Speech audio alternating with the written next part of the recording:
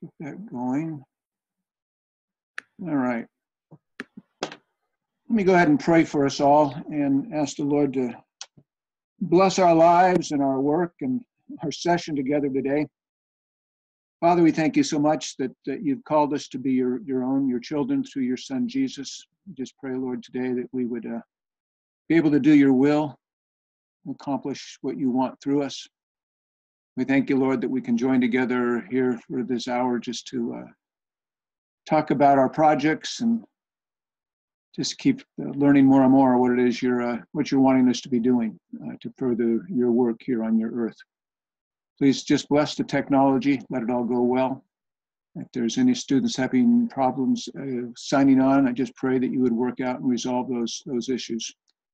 Just pray, Lord, for health and all of us today, that you just bless our health and our lives, and you know the various issues that we're dealing with in our personal lives and our family lives, and I know a few of them just around the table here that I've heard, Lord. So I just pray that you'll give us your direction and your wisdom and just everything we need to please you and to be your instruments here in your world. It's in your name, Jesus, we pray today. Amen. All right. Well, just before we get into the presentation, the work for this morning, for this afternoon, for this evening, whatever it happens to be in your part of the world, let me just ask if there's any general issues that we need to talk about in regards to the course before we get moving.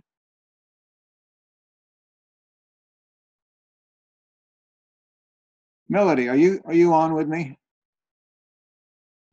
I am. Did you try that other template I sent over to you? No, I haven't gotten a chance to. And okay. I was wondering if anybody else is having trouble with the template. Yeah, let's just ask that. I know Melody was having some trouble with that was the APA template. It was doing some funny things with the margins and putting extra spaces in and extra tab marks. Anybody else have trouble with that APA? Because I couldn't duplicate what yours was doing, Melody, because I tried the one online and it was still, so I hope there's no viral issues that affect. I haven't had any problems yet, but that doesn't mean I won't. Okay. All right. Well, try that one again, Melody, when you get time. Okay. Thank you. Let me know what's going on with it. Yeah. Okay. Because sometimes those. Dr. Payne, I have a question. Go ahead, Joel. This is Joel Mullen. I don't know if I'm speaking for anyone else or if this is just me. This is probably a common question from students at this point in the project and everything. But I was keeping up pretty well up through Friday, and I already feel like I'm behind. It's only been 3 days, and this week, the assignment for this week requires more writing, and it never stops. Yeah. So my question is, how much flexibility do we have with the due dates on the assignments for these last 2 or 3 weeks here?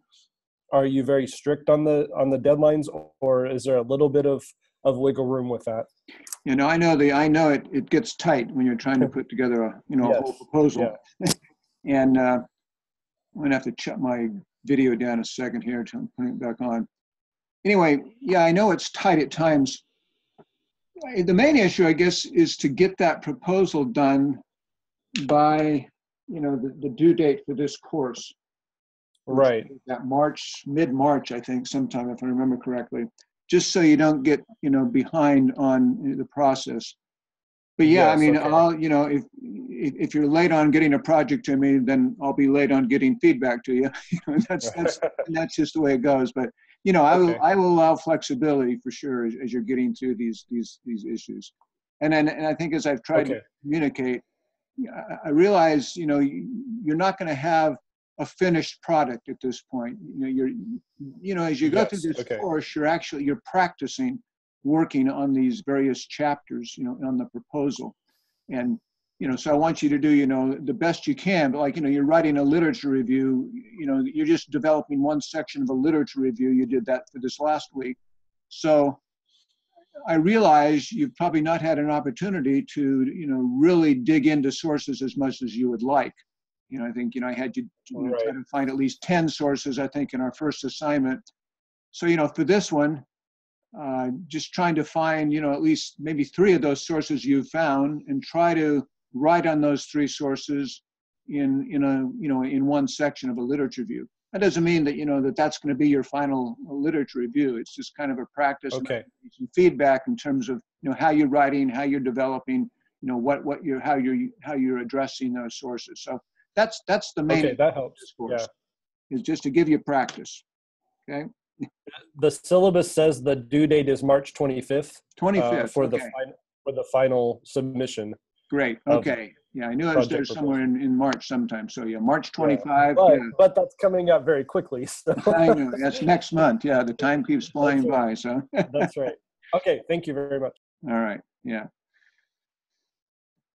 Let's see if I can put my video back on and still keep the distortion. Okay, I can be there for a time. It's kind of a strange situation. I've talked to my internet provider. I've talked to the Zoom people. And somehow when I have my video on, sometimes the memory just goes up to 100%. It's using 100% of the memory. And they told me in Zoom it was a bandwidth issue. My internet provider says, the bandwidth looks fine. So it's one of those situations, where they bounce you back and forth. Dr. Payne, can you hear me? I can hear you, Gustavo. Oh, okay. I start to get in panic. Yeah. I have a quick note, and I'm on the same boat that you are on this. That as soon as I got into the literature review, there were so many things in the different books that I was reading, and so little space to put it on this proposal. Because every time I have doubts, I go to the syllabus, and the syllabus reminds me that I have to be between 18 pages and 25 pages. Yeah, actually, that part of the syllabus, I guess, didn't get updated. Because, when you turn in the final project's proposal, you're going to have 20 sources that you're going to include in that literature review, for example. It used to be 10 to 12 sources, so we upped it to 20 because we felt like we were a little shy of some of the other schools. But yeah, it's somewhere. I think we want to see that proposal, somewhere between 25 and 35 pages. Excellent. The okay, final, then. The proposal. Just for this last week, though, you only need to do a couple of paragraphs more and just develop one section. I don't need anything extensive. Mainly, like I just telling Joel, I just want you to practice on developing one of those sections. And that 25 to 30 pages does include every single page, including the cover, the table of contents, all that? No, that's just the body of the paper. Just the body. It doesn't cover the front matter, the table of contents and all that. It doesn't any appendices. It doesn't cover the reference list. It's just the body of the paper. From chapter 1 would be page 1 to the end of chapter 7. Okay, excellent. Then I'm in good shape. Yeah, yes. That's the way I think it's counted. Okay, excellent. Perfect. Dr. Payne, hello, Galina here. Yeah, my question is about our book reviews. So, do you hear me? Yeah, still hearing you. Yes, thank you. So what about book reviews? We have 6 required books, if I'm not mistaken. So do we need to write book reviews on all the 6 books?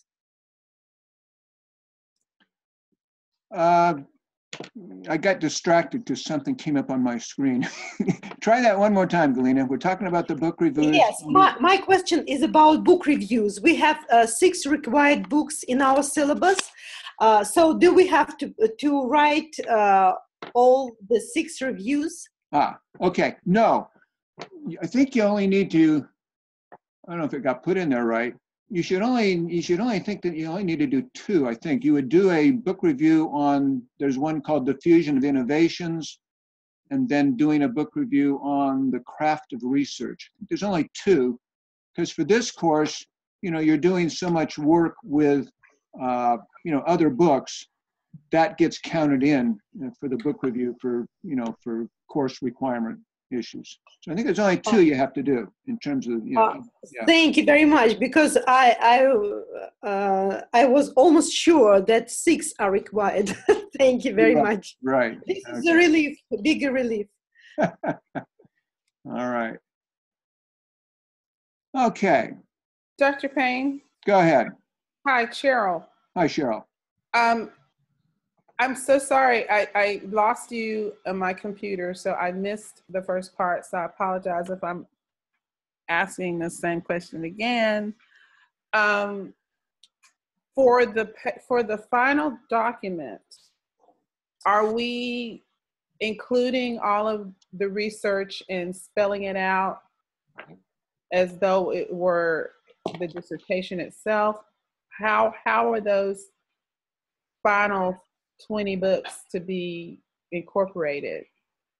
I know in my last paper, we did the book reviews, and then I kind of sort of referenced maybe 1 or 2 in the body of a paper.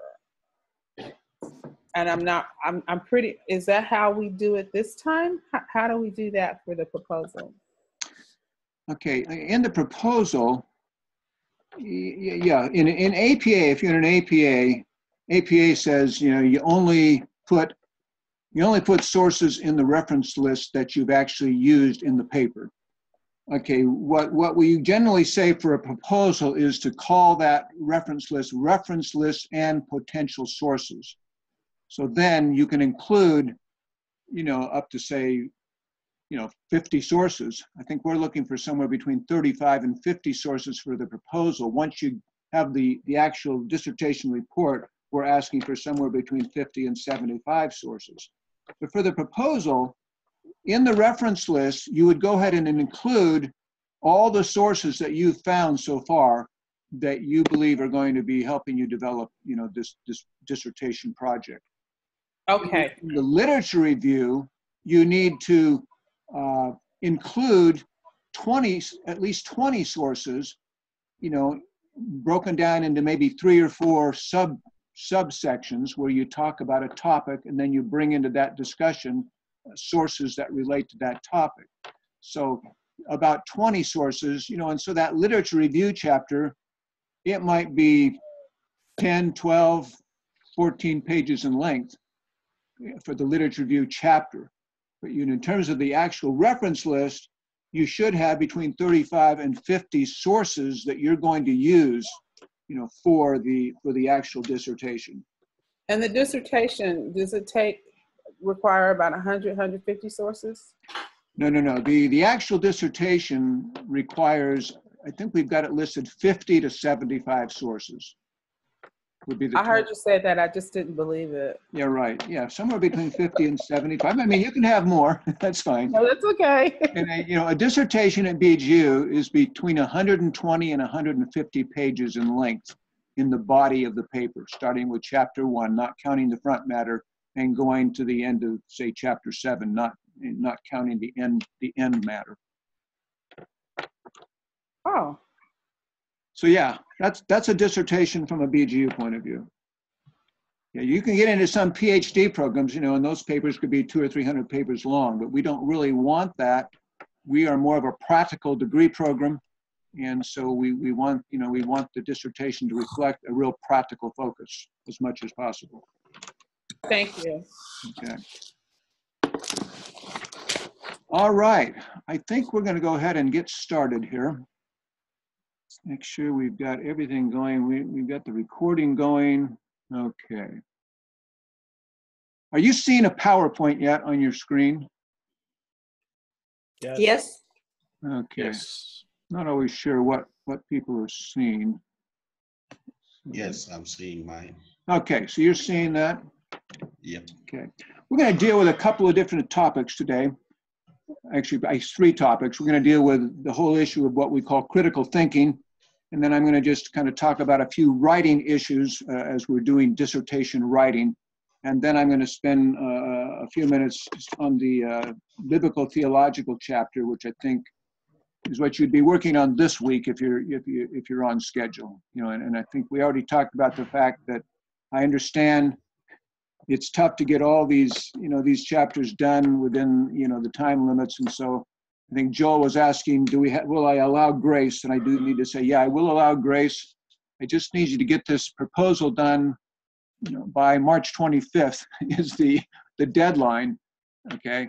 But, as you get things to me, then I can give you feedback that allows you to keep working on your proposal. And, I don't want you to be, making errors that you then just keep making, in a proposal. If I can kind of, have given you feedback on some errors, in the beginning, so then you can hopefully, not keep making those same errors as you keep writing the proposal. So that's my, that's my intent on a weekly assignment. I'm just trying to give you feedback on a weekly basis as you're working on these proposals. All right, let's talk about the term critical thinking. In our syllabus, we've kind of added that term to all of our syllabi now, that, doctoral work needs to reflect a fair amount of what we call critical thinking. We use the abbreviation CT.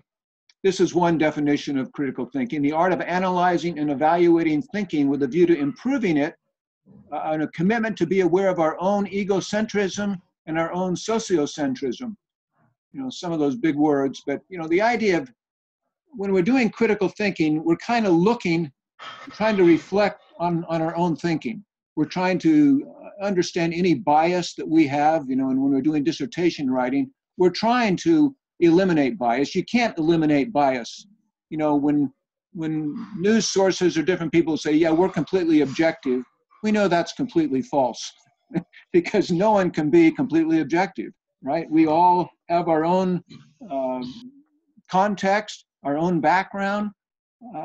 So there's no way to be completely objective. What we need to do, though, is be aware. Let's see if I can share my video for a bit here and see if it'll not take up too much memory. Let's see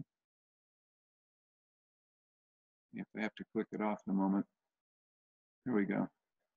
Anyway, just saying that, yeah, looks like we're getting too much memory again. Anyway, just bias is something we all have. And in a dissertation, we try to at least say something about our own bias. There's a section in the introduction called the scope and limitations. Sometimes that's a good place just to say, I realize, as the author of this paper, I have this bias. And, you need to be able to say that, if that's appropriate. That doesn't always come out, but, if I look at a paper and I feel like, there is bias here that you need to be aware of, and just to make sure your reader understands. That's one aspect of critical thinking. We've got these two big words, egocentrism and sociocentrism. Wait a second here.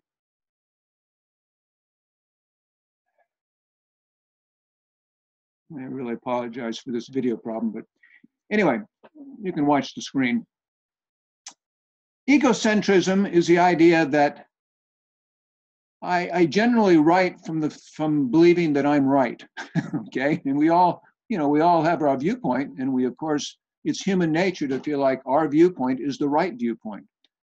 A dissertation writing, in terms of critical thinking, is the art of taking into account other viewpoints so that a reader knows that you are aware of other viewpoints, okay? And that's just part of dissertation writing.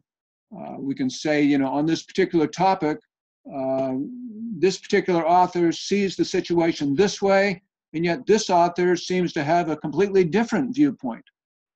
And then here's my conclusion. Based on what I've read and my experience, here is my conclusion to this matter. So that's what egocentrism is all about. It's the idea that sometimes we can write just as if our way is the only way. And that we have to really be very careful in that. Same thing with sociocentrism means that, each of us comes from a certain sociological point of view. We all live in various cultures. Galina is in a Russian culture. I'm in a United States culture.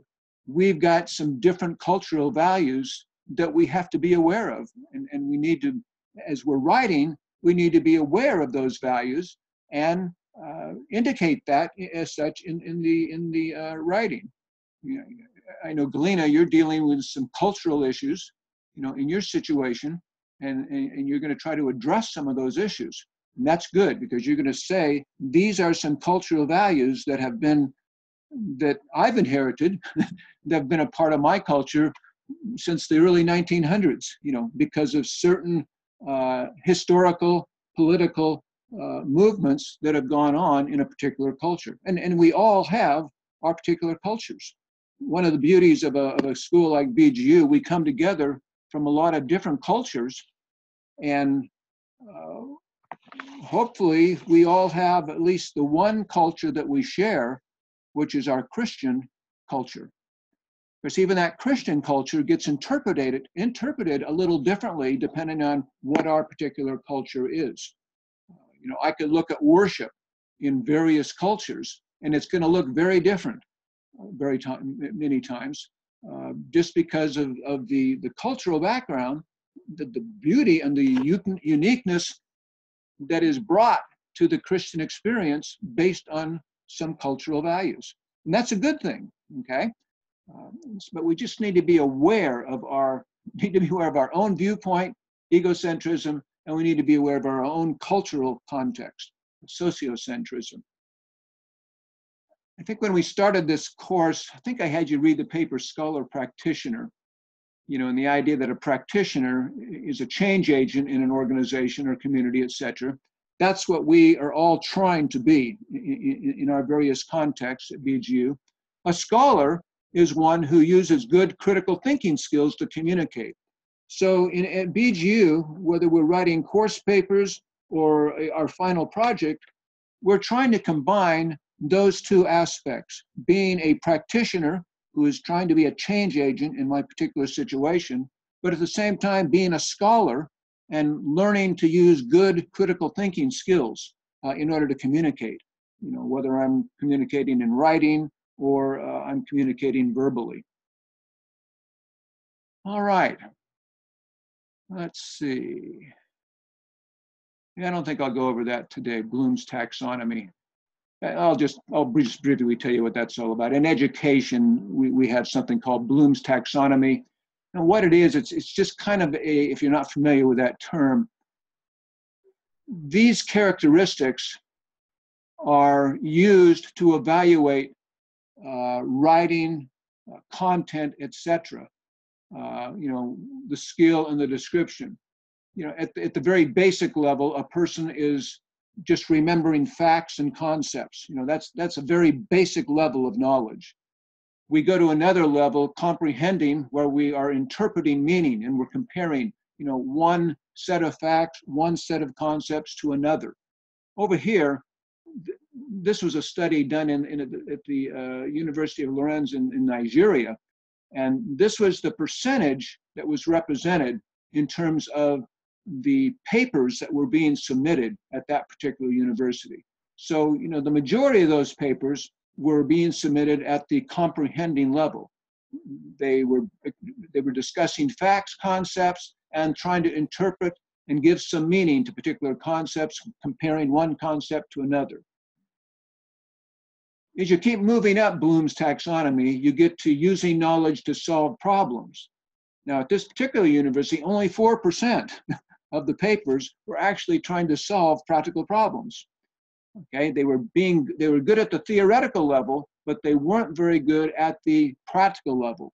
At BGU, we emphasize that practical level. That's why I say in a dissertation, a final project, we would say you're going to do what we call the research section, where you're gathering data as you're doing interviews, surveys, you're reading literature. That's all one part of a dissertation at BGU. But another important part of this dissertation is what we call the intervention strategy. Okay, and that's where we take the knowledge that we have learned through literature, through talking with people, through focus groups, however we've been looking at documents and organizations and cultures, and then we try to develop some type of intervention strategy, whether that be a seminar, a city consultation, an asset-based community development project, putting together a training manual that you somehow are able to test with a small group of people. somehow there needs to be a practical aspect to your dissertation. And so that's what this is all about. You can kind of keep going, you know, up the ladder of this Bloom's taxonomy till you get to evaluation, you know, and then you kind of determine the validity of what you're doing. You kind of sit back objectively, and we have an evaluation section in your dissertation that is for that very purpose, evaluating what I've done and how effectively I've done it, and how effectively the goals I wanted to accomplish happened through this dissertation process. Okay, if you've looked at the book called Craft of Research by Wayne Booth and his associates, you've been exposed to this idea of how to develop an academic argument. Because it says on the slide, you know, academic dissertation is not, it's not a sermon. It's not the kind of a teaching that you might give in a school classroom or in a church classroom. And it's not just a set of facts on a particular topic. Dissertation writing is a very exact type of writing.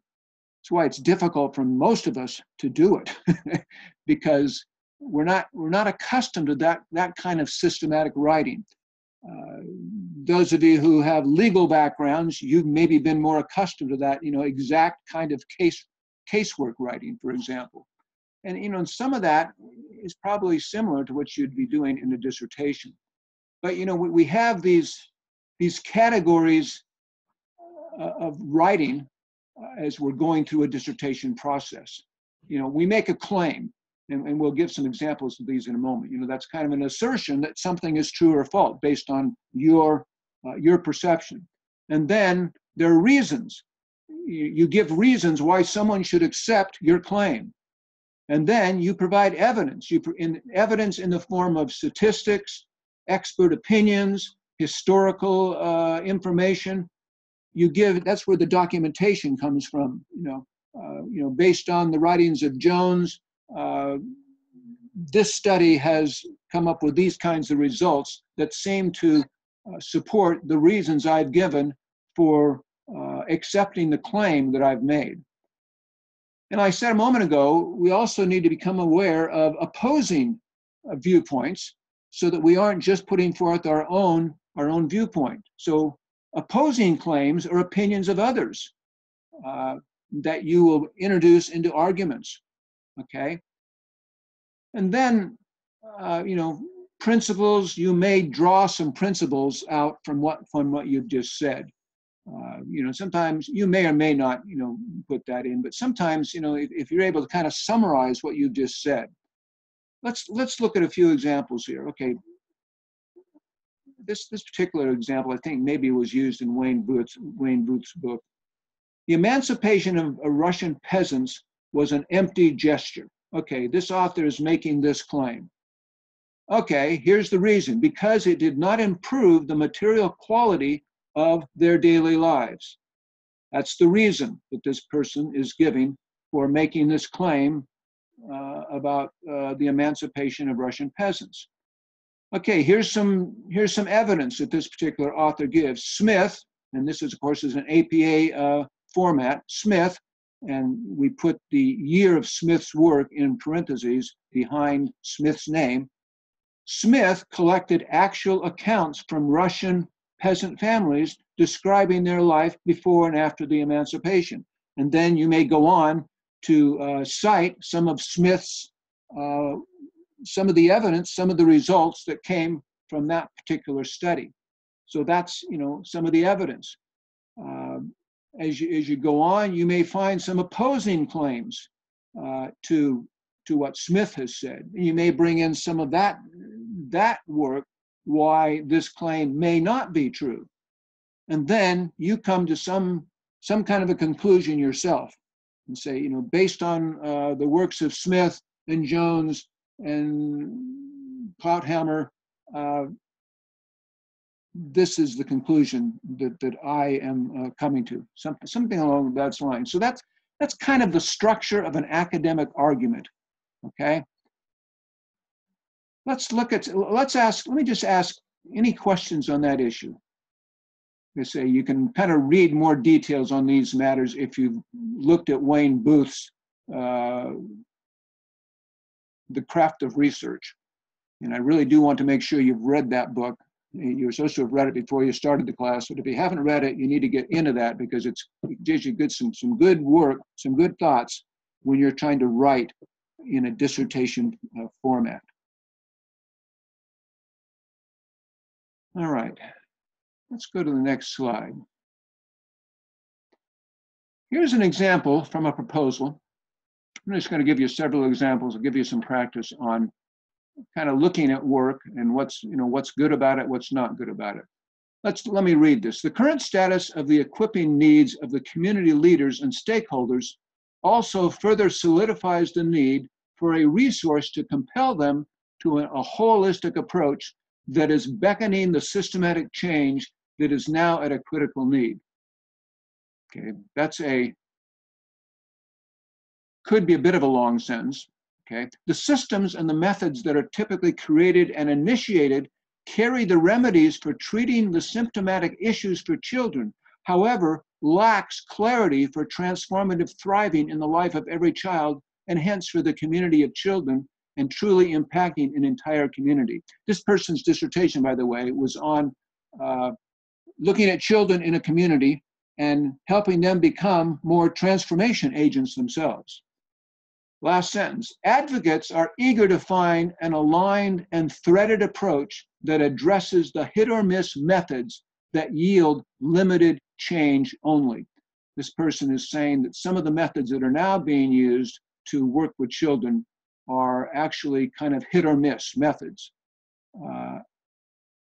As you look at that paragraph, can you give me any thoughts on what you think may be wrong with that particular paragraph? Dr. Pei, good afternoon. This is Dion. Looking at that, I'm thinking it seems like a big claim, and just a claim. There's no evidence to support it. Right. There's no reference as to where this may have come from. No statistical data to back up what he's actually claiming. Right. Okay. It lacks a thesis. It's not clear.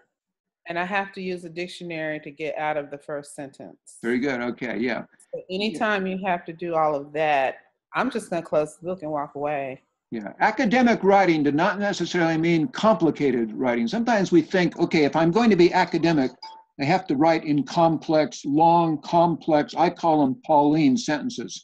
If you look at the works of Paul in the Bible, sometimes his sentences get very long. We don't necessarily have to have long, complicated sentences. You know, when your dissertation goes to the technical reader at BGU, she will tell you this sentence needs to be broken up for clarity, okay? So yeah, some of the sentences may be a little too complex. As Dion mentioned, we don't have any documentation. What we'd want to do here, you know, advocates are eager to find an aligned and threaded approach. Well, that's a claim that this author is making, but I would want some evidence. How do I know that some advocates? You know, my comment, okay, do you mean you want to replace the hit or miss methods? Also, how do you know these advocates are eager for another approach? Okay, I want to see some evidence in this paragraph that backs up your claim, okay? That the current, and like I say, this is a complex sentence, but you know, we want to, each of these sentences is a claim, and we need some evidence in the forms of documentation and bringing in the viewpoints of other authors in order to begin to bring this into more of a critical thinking kind of format. Okay, let's try another one. Dr. Payne, just one comment. Go ahead. I find my students like to write out of a thesaurus. So the word systemic is a nice word, but it's a thesaurus word. Right. And it doesn't add to the understanding. If you need to use systemic, then use it, but it's unnecessary. And I find this paragraph to be a thesaurus paragraph because it's one way of achieving that Faulknerian style of going on, you know, one sentence goes on for 3 pages. Right. Yeah. And it's funny and it's humorous in Faulkner, but here when you're trying to really effectuate a change, you want to make it as concrete as possible so that as many people as possible can access the information and do something with it. And if you put your information on such a high vocabulary level and just thought level, it makes the accessibility, it lowers it, which then limits the impact that you're hoping for.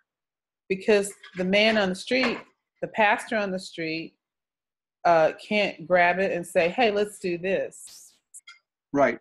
To me, that's really the harm. You know, we can go on and on about criticizing somebody's writing, but what is the harm? The harm is that the message doesn't get out. Right. Yeah. And it, you know, simpler is better. Okay. I think we need to hold on. For example, here now, you know, we used to use a book on systematic thinking. I don't have that book in this. It's probably in the recommended resource list now. If I was going to use the word systematic change, a reader may or may not understand that. If I'm going to use that term, I would probably want to talk about, you know, what does systematic thinking or what does systematic change actually mean? What is it you're trying to tell the reader at this point in time? Okay, so yeah, just want to make sure that, you know, when we start throwing around concepts that we are, you know, we understand. Even the term holistic. Now we use that term a lot here at BGU, but these dissertations are not only going to be read by BGU people, as our dissertations are going to go on to databases that will be used by other students from other schools. So we may talk about how we use the term holistic, you know, here at BGU.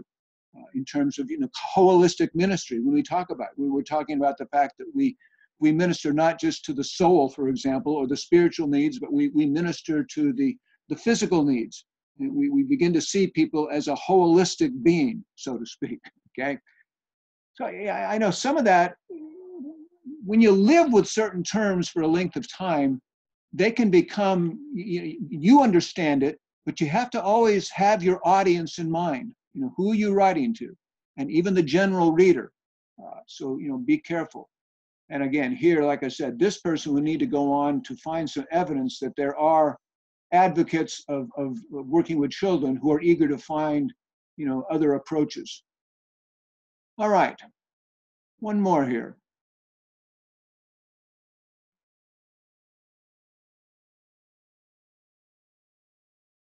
Let's see. Let's see if I want to use that one or not. We may not.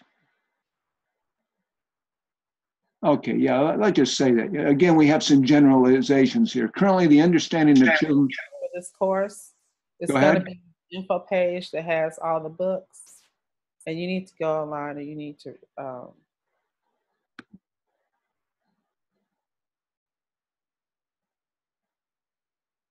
Okay, yeah, so we have some.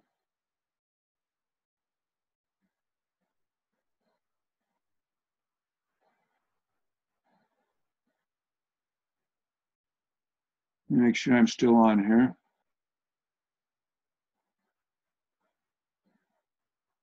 Okay.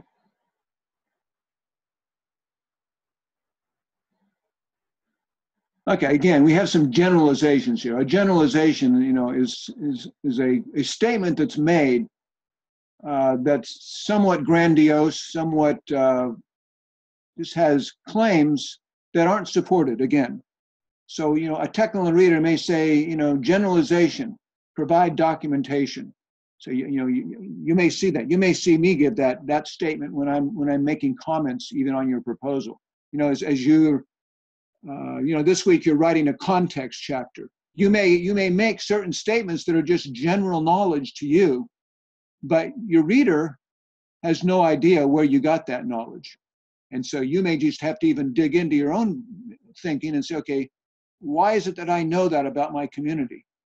Is that just based on my own observation, or you know, are there some other documented opinions that will support the the statement that the government is corrupt in this particular community or government. And then, that's a statement. That's a rather accusatory statement. The government of XYZ community is full of corruption. That's a generalization, right? You would need to really back up that claim with some very hard evidence if you're going to make that kind of a statement in your particular contextual chapter, if you're talking about a particular situation. Dr. Okay. Payne? Go ahead. This is Joel Mullen. I have a question. Go ahead, Joel. Regarding I'm totally following, I totally get all of these concepts. My question is about if the topic or the problem that we're focusing on is one that has not been researched or documented very well because of either the issue involved or the area of the city that's involved. Is it possible to use our nonprofit organization's experience? Can that be a source in some way to say that because we've served in this place for X number of years, we're aware of this problem and we acknowledge that it hasn't been documented very well, but we want to speak into that problem? Does that make any sense? Yeah, no, I mean, that's fine, because the very fact that you're working in that nonprofit, you then are functioning in the position of giving some expert opinion, okay? Okay. Even as you give expert opinion, you'd need to give reasons and evidence what you're basing your opinion on. We've studied this population and statistics, our studies show, 50% of this population seem to be, in this kind of a condition, or, whatever your studies have proven.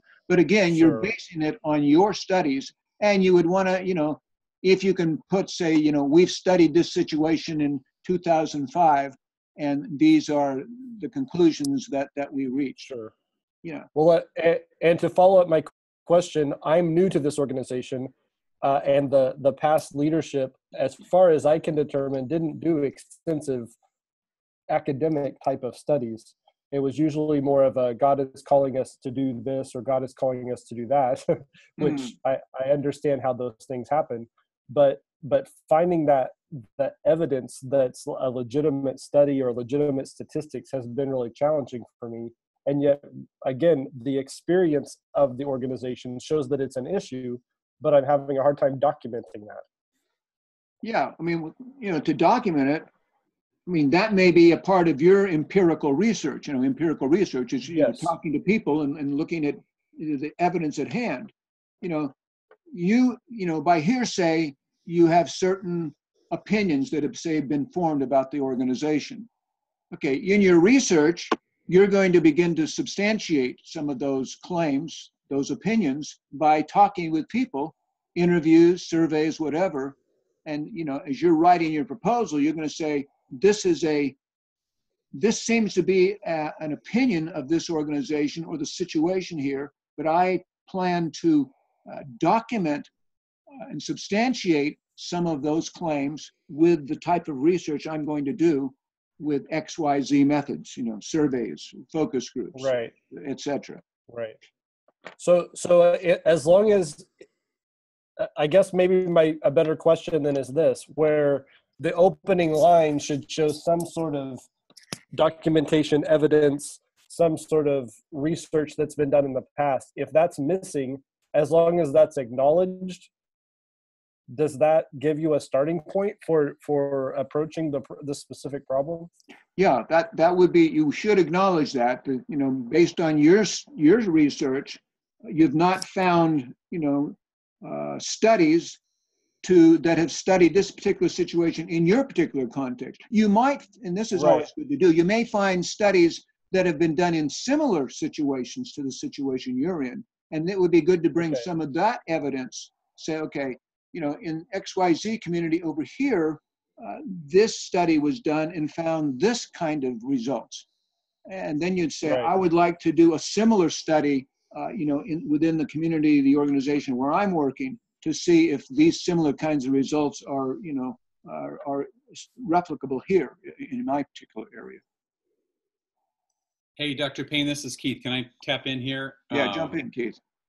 I think as we're all doing more practical types of studies, is it fair to say there's probably going to be, some, whatever interpretation necessary or leaps, because what we're doing is not just building, a millimeter on top of what's existing, but we may be pulling from different sources and then kind of saying, well, if A, B, and C are true, then, I'm going to try D and E, but it may be a little bit of a leap to get to D and E, but we are basing it on something. There just may not be that exact thing that's really existing in the field.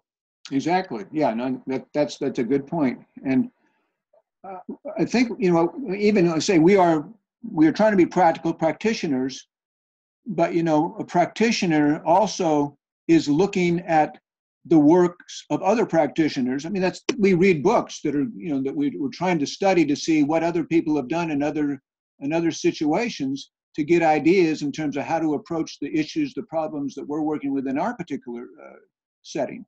So yeah, that's the whole purpose of this kind of dissertation writing. We're trying to look at and document what we're seeing in other kinds of situations that are similar to what I'm dealing with in my particular context, and then, giving our readers an idea of what is going on, in the context of practical problem solving, and then taking some of that practical problem solving approaches and beginning to apply those approaches to my particular situation. I think, like I said at one time, a PhD dissertation is expected to add new knowledge to the body of academic knowledge, okay? A PhD, for example, could get away with just doing pure research. They have they're working with a particular issue, and they're going to talk to, X number of people about that issue and define their opinions, and then the person writes up their analysis of those opinions, what they seem to mean, and then that's good. That can become a PhD. A practical practitioner degree like a DMin or a DTL, that can't be the end product, right? We've just said there needs to be an intervention strategy, okay? But that intervention strategy, also we put that together based on the research that we do in our community and the reading, the talking we do. We may go talk with other people who are in similar situations. We're getting input from various places to apply to our particular setting.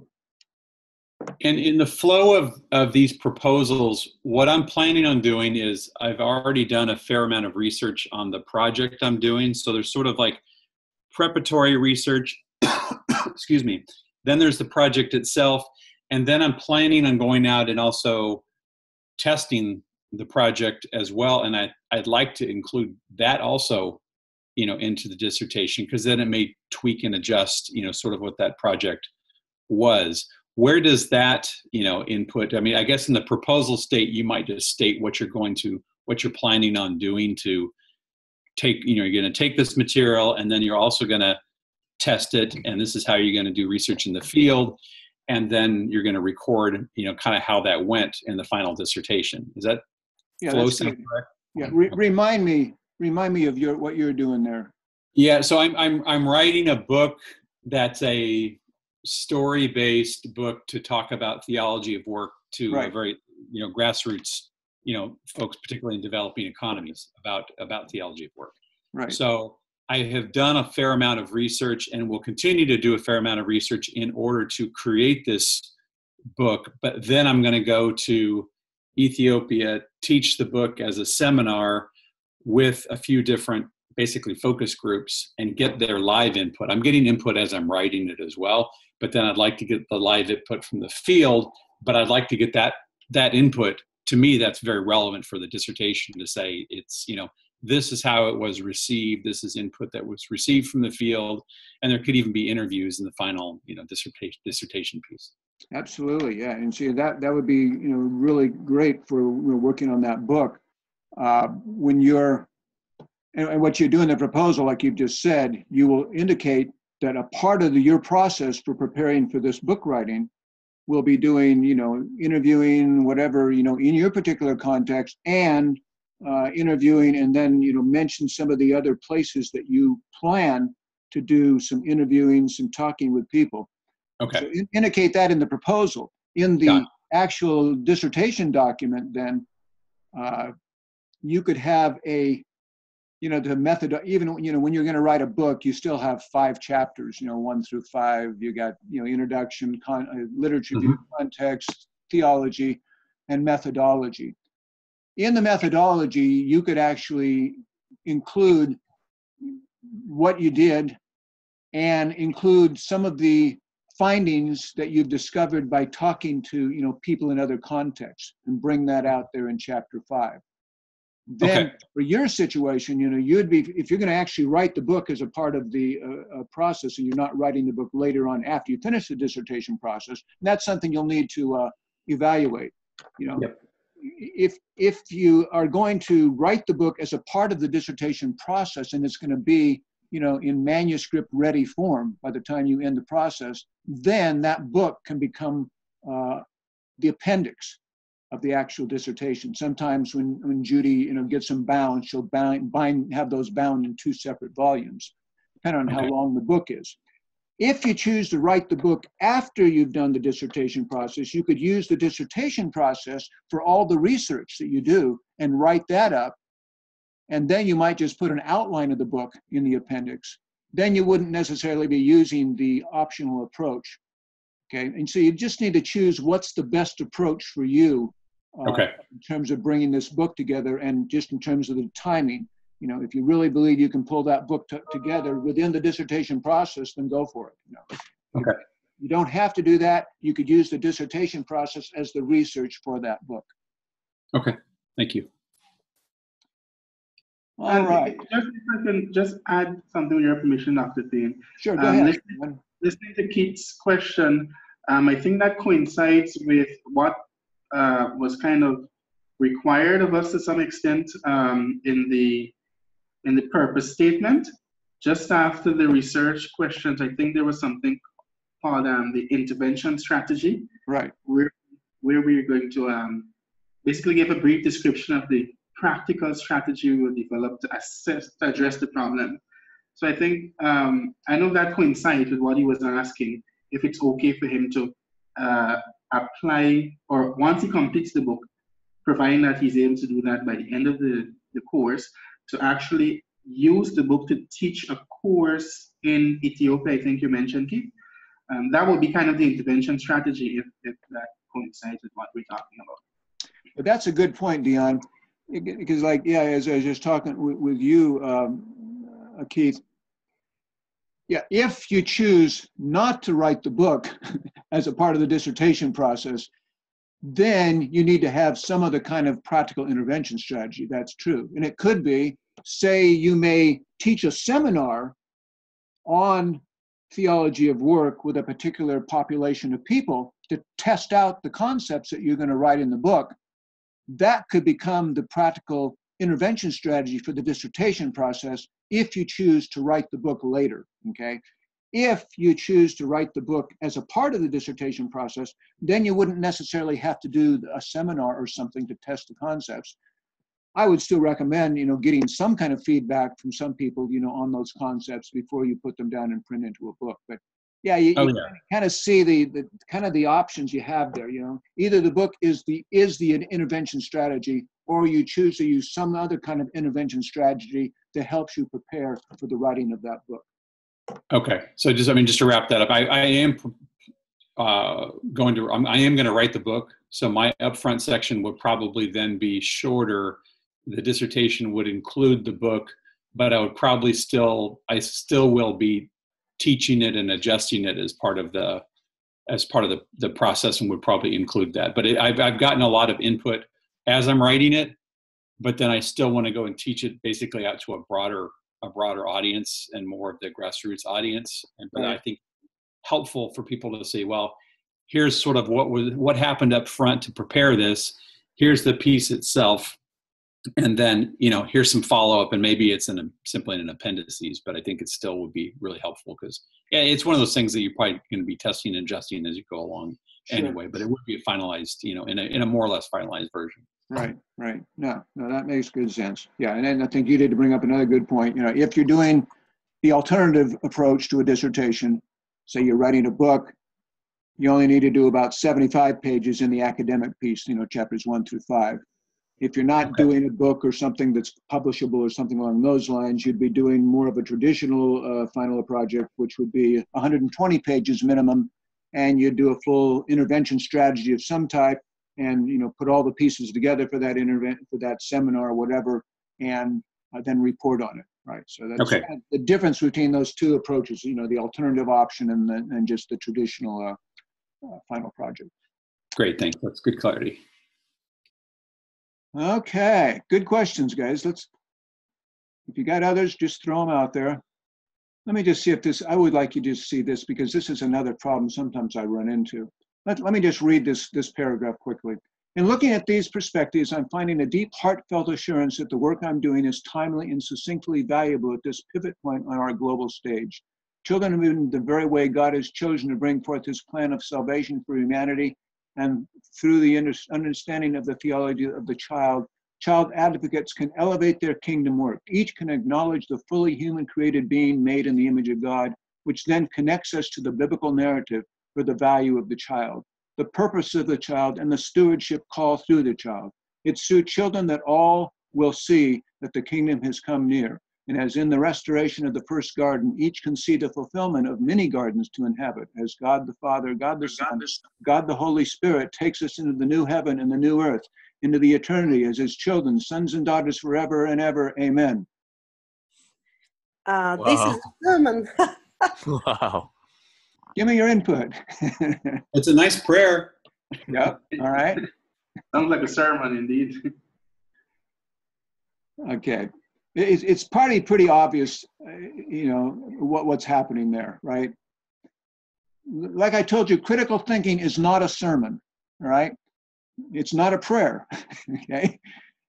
There may be some good concepts in here, but we would have to dissect this paragraph theologically. Say we're going to include this into some kind of a biblical theological reflection chapter. This would fit more of a sermonic, I'm going to use the word sermonic, a sermon type or a prayer type language. Not saying that some of these concepts are not good, okay?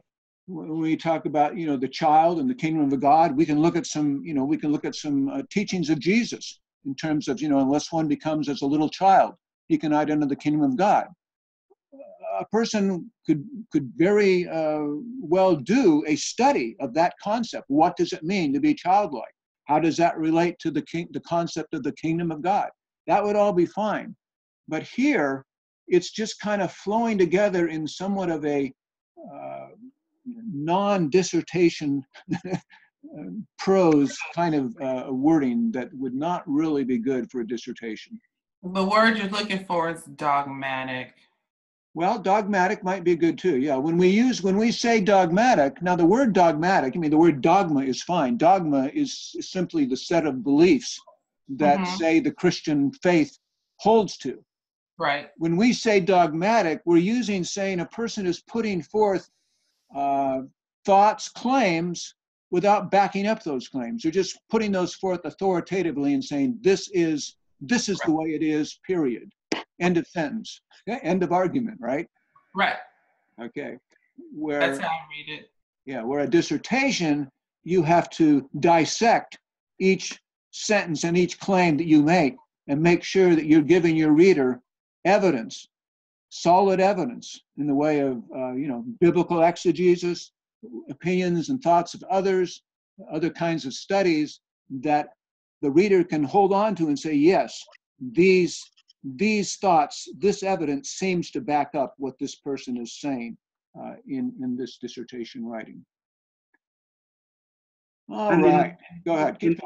There's no evidence there to show that there has been sufficient literature review, because as one student mentioned just now, it's a dogmatic approach, So there's no, and as you mentioned, Dr. Payne, there's no evidence to show that, no reference to anything. So it's as though they just read a scripture from the Bible maybe and just elaborated on that based on their own thoughts and feelings. There's no consideration of what other approaches may have been to this, and hence no evidence of literature review of really reading what's taking place. Right, right. I mean, if any of you who have functioned as a pastor, this becomes also, you know, even more of an occupational hazard. Okay, having myself been functioned as a pastor for 25 years, I know what that means. You know, I'm accustomed to giving sermons, trying to inspire people. Now, you know, this sentence could be a very inspirational kind of thought. I would probably want to make the sentences a little simplify some of the sentence structure. Okay, so I don't lose my audience. But, you know, this kind of statement could be used in a sermon as an inspirational ending, you know, say, if I simplified it. But it's not a critical thinking kind of paragraph. You know, and even those of us who have been pastors for many years, I think as I got into learning more dissertation writing, even when I then give a sermon, I find myself needing to even put more evidence for my listeners, so they don't think that I'm just kind of, you know, spouting off my own opinion. And so, you know, I think that's why in this whole critical thinking idea, and even writing a dissertation, part of the value of that is not just to be an academic exercise, it's to help train us more and more on how to think critically and how to be able to support what we're saying with solid evidence. You know, in the United States today, we have, you know, a concept called fake news, okay? Because people, just like the internet, people can just about say they're proving about anything if they just bring their statements together. You know, we have polls. You know, you can use, depending on what polls were taken and what the audience, who were the participants in that particular poll, you can prove just about anything. And so, you know, we live in a day which is seemingly more and more scientific, but becoming less and less objective, because you can use the same poll data to support totally varying kinds of opinions. And we'll get into some of that later when we talk about research, you know, quantitative and qualitative research, you know, what sample studies mean and what random samples mean, and, you know, all those aspects that are involved in trying to come up with objective opinions about issues. So yeah, a complicated topic, you know, and we're not going to solve it all, you know, because like I said, all of us are going to have our bias, and all of us, you know, look at reality, we filter it through our own perception, through our own experiences, through our own history, okay? So we're just trying to work at this issue of critical thinking, at least trying to become aware of how I think and why I put forth my opinions the way I do, etc. Okay, yeah, we could go on and talk about that topic for quite a bit. Yeah, anyway, yeah, appropriate for a sermon or teaching, but not for a dissertation. There's a book on your recommended list called They Say, I Say, and it's just a little book. You can either download it through the Kindle or get it. It's just a little paper book, but it kind of, it puts forth these templates on how to write academic arguments. And they just kind of give a template, you know, she argues that such and such and such, and I agree because such and such and such. Her argument that such and such and such is supported by new research that says, and then you provide some other documentation.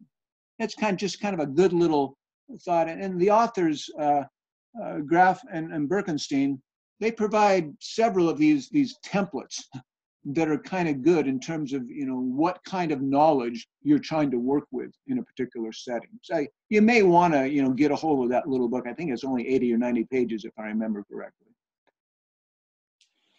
Let's see, evaluating sources. You can kind of look at this in Craft and in the Booth book, Craft of Research, you know, just learning how to evaluate sources, you know, reputable publishers, peer-reviewed, reputable authors, reputable sponsors of websites. You know, again, you can prove just about anything with the internet. Make sure you're using up-to-date information. as you look at the notes and bibliographies, other books and journals, you can sometimes find other source material that maybe will be helpful for yours. When you're reading sources or things, make sure the grammar is appropriate. Make sure there's just no wild claims that are not supported.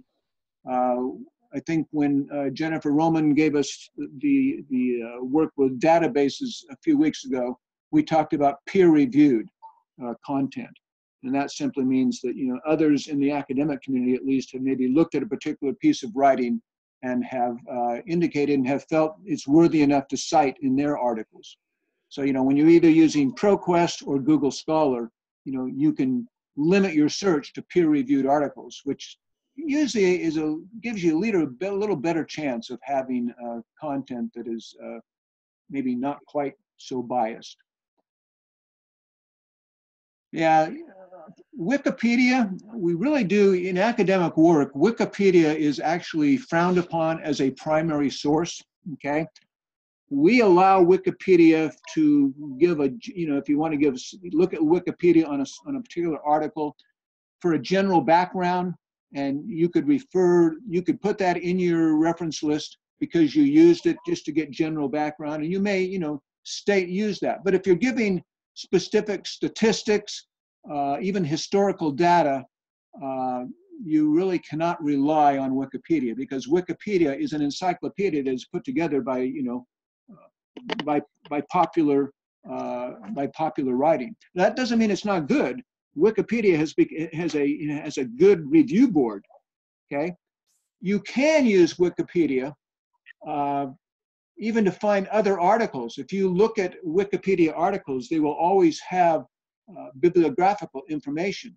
And then you can go to you can often find sources by going to Wikipedia articles on your particular topic, which then they will refer you to other articles.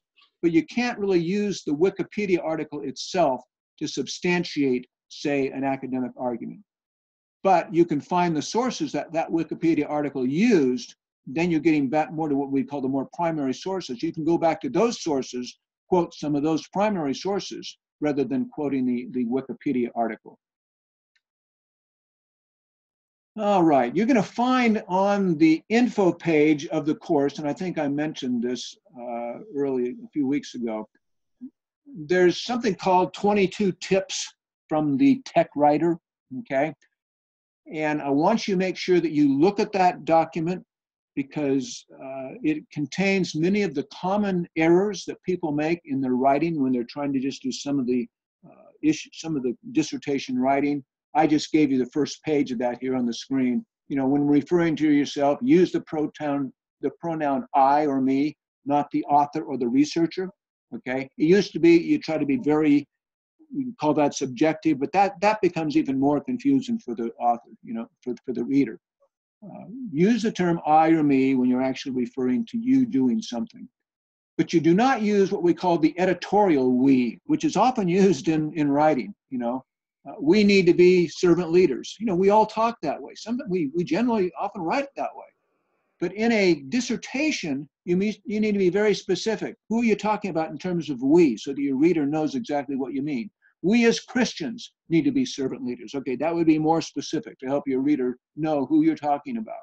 You know, we in XYZ organization have found this to be so in our community. Okay, so, you know, just being very specific so your reader knows what you're talking about. When using the vague word this, provide an object, we don't just say this was used to gather the data. Now, again, that's accepted in a lot of writing. In dissertation writing, as you read APA and Turabian, that's not acceptable. You can't start a sentence with this. You know, and I've already commented to a few of you in your proposal writing. You'd need to say this approach was used in this project, so the reader knows exactly what that word this refers to. We try to use gender inclusive language if possible. We wouldn't just say a leader must model servant leadership in his team. You know, too often we've just used the term his as a generic term. We've become more sensitive in our day to that. In academia, we've become very sensitive to that issue. So we need to use either, you know, a leader must model servant leadership for his or her team, Or you can make it into the plural is one way oftentimes to get around some of those uses of those gender-specific pronouns. Leaders must model servant leadership for their teams. You're saying the same thing, but you are, using the plural to kind of not have to use his or her, etc. Some of these, just look up this document for yourself in the, it's a document under the files area under the info page. I do want to make sure you're familiar with those 22 items that you'll find there. All right, I do want to move into just a couple of slides here on the biblical theological chapter, which you're going to be working on next week, I think. The biblical theological chapter, again, it's just to determine biblical wisdom related to your topic. Okay, we are a Christian school, therefore, we actually devote a whole chapter to theological reflection. Okay, next week you're going to be developing theological themes related to your topic, and then you're going to summarize how you'll exegete the selected text. We'll talk about that in a moment. You could maybe select one major text that relates to your topic. For example, say you're dealing with servant leadership, and you'll find Jesus teaching on, you've heard how it's, among of you, the Gentiles lord it over, okay? But I say to you, he who would be great among you shall become your servant. Okay, a person who's, say, writing on servant leadership may decide to use that passage as the basis for their theological chapter, okay? And that would be fine. They may pull different themes out of that, okay? That's one way to develop a theological chapter.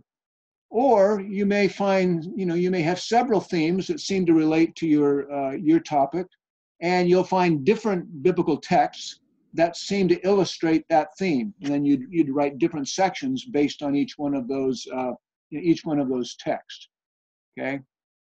Again, number 4 here, to show sources for developing the project chapter. The chapter is not just your own commentary on a text, okay? We want to have your commentary on the text, what you think, how you interpret that, how it relates to your topic, but you also need to use at least 3 sources, other sources for each theme, okay? So if you had say you had 3 topics that you're going to deal with in the theological chapter, I would want to see at least 6 to 10 other sources that you're using in addition to your own commentary on that particular theme. Let's see, and I did give these issues to you in a handout. You can just kind of look them over at your leisure. What to include in the process of exegesis. And I realize, let me just make this statement too. People come to BGU with all kinds of different theological levels of theological expertise. If you came to our, what we used to start out, the D-Min program, the requirement to enter a D-Min program is an MDiv. Now, the majority of the students at BGU seem to be coming into the DTL program and don't necessarily have an MDiv, a Master of Divinity degree in their educational background. Therefore, if you don't have that degree in your background, you may not have had formal education on things like systematic theology, biblical exegesis, and some of the disciplines that those of us who went through the MDiv process had to work through.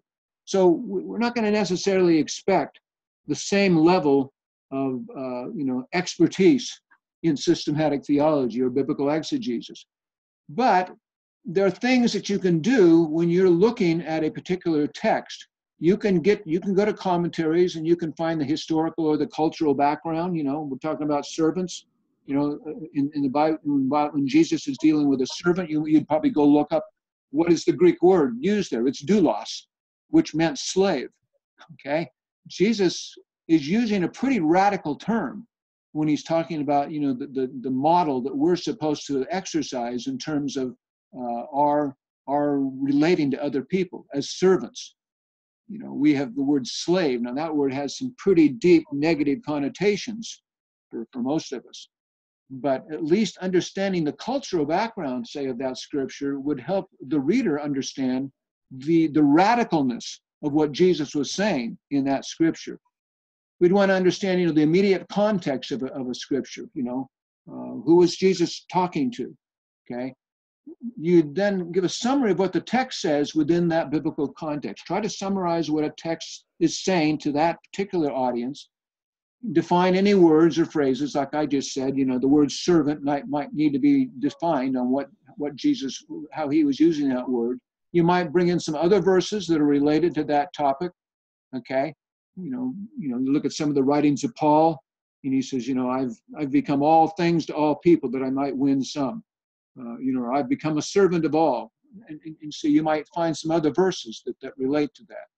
Once you've kind of talked about, how those verses relate to the biblical culture, then you relate those verses, those principles to your particular topic, okay? How does Jesus' words about servant leadership, how does that apply to your modern concept of servant leadership today? One of the perspectives, one of the 8 transformational perspectives that we use at BGU, servant leadership. Robert Greenleaf, one of the prominent authors, of course, who actually first started using that term. You'd want to bring some of that discussion into your theological discussion. A lot of stuff there. You just have to kind of digest that, okay? And again, for the proposal, you're not developing a whole theological chapter. At most, you're going to maybe have 1, maybe 2 paragraphs in each of your 3 sections when you're developing and you're going to just say how you hope to develop that theological section in your dissertation. In the proposal, you're not actually developing that. You're just saying how I might develop this particular theme, servant leadership, and here are some of the authors I believe I'll be able to look to help me develop that theme. That's what I'm looking for in the proposal statement. Okay, that's a lot to digest in one session, but I had to get that all out to you. Any quick questions that I can answer before I let you go today?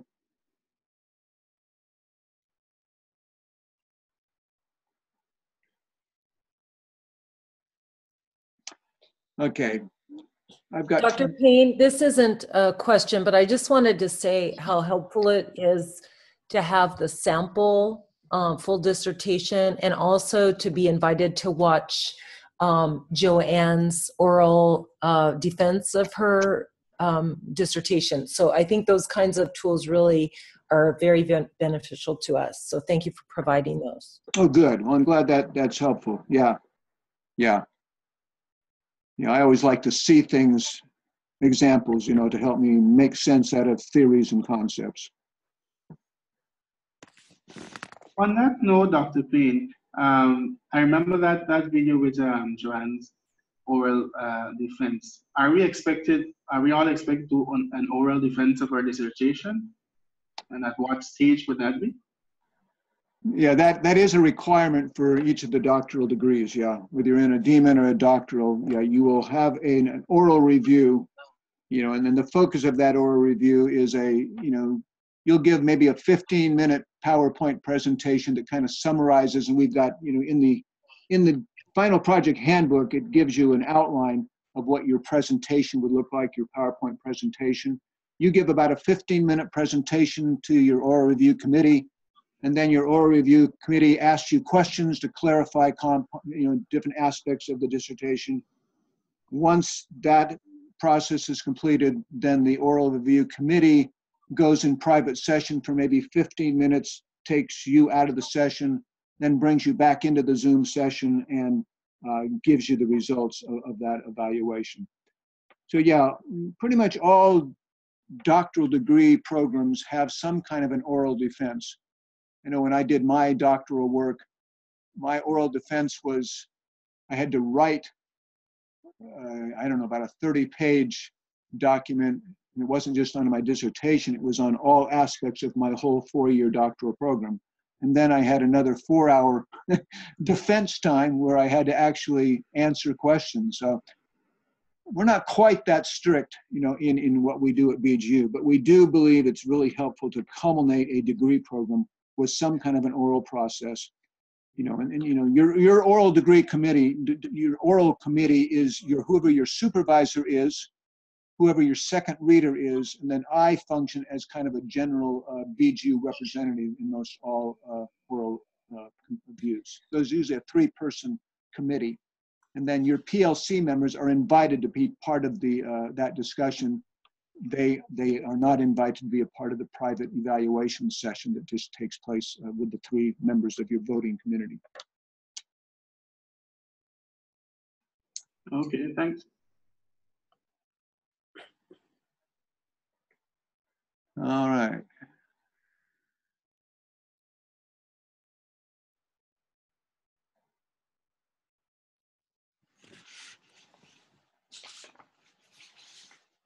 Actually, Cheryl, you had something in the chat room. May I skip registering for 1 semester while working on the document? Yeah, actually, when you're working on the dissertation, you're actually enrolled in dissertation part 1, dissertation part 2. Forget how Judy has those laid out, but you're actually registered for work. That is the course you're doing. You're working on your dissertation. Okay. Dr. Payne, a quick question. I'm glad that you brought that up. Yeah. When I register for this class, I register for the overture and then for this class. Do I need to start registering for dissertation 1 and 2 as well? You wouldn't need to start working on that. When you're ready to start the actual, I think the way Judy does it, when you're actually starting to work on the dissertation project, when your proposal is accepted and approved by the academic cabinet, okay, then I think it's at that point you're formally considered to be registered in the dissertation process, and you have to pay certain fees, of course, you know, as a course and for the dissertation process. Okay, so yeah. we have a due date of March the 25th to present our proposal, and more or less when should we be expecting for a response on the approval? Okay, the March 25th date is when the proposal is due to me in this class, okay? Okay. And I consider that a draft of the proposal, okay? Because I will give you feedback, I'll give you any further recommendations that I can see for your proposal, and I'll issue a grade for this course. Okay. Then you and your supervisor, hopefully you'll have a supervisor selected by the end of this course, you and your supervisor will then look at that proposal a little more, see if there's anything else you'd like to add, change. Once you and your supervisor are satisfied with the proposal, then that supervisor signs off on the proposal, and then you send that proposal to Judy Melton, who will then forward it to the academic cabinet.